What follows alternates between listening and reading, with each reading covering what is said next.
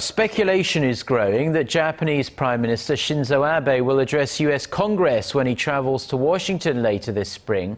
Sources in Tokyo say congressional leaders are leaning towards approving the move, but it could face some resistance from Korean American groups that say Abe should apologize for Japan's wartime atrocities before he is allowed to give such a high-profile speech. Our Sohn Jung-in reports.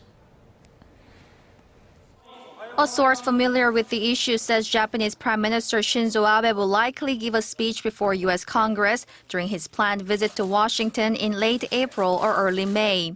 The source said Abe strongly expressed his will to a congressional delegation from the U.S. who recently visited Tokyo.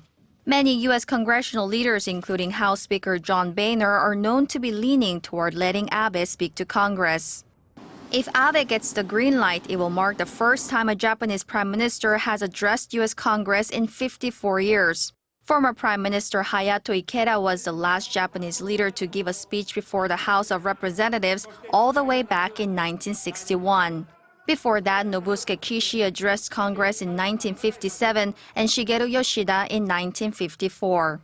Abe reportedly wants to speak before a joint session of the lower and upper house, something no Japanese prime minister has ever done before.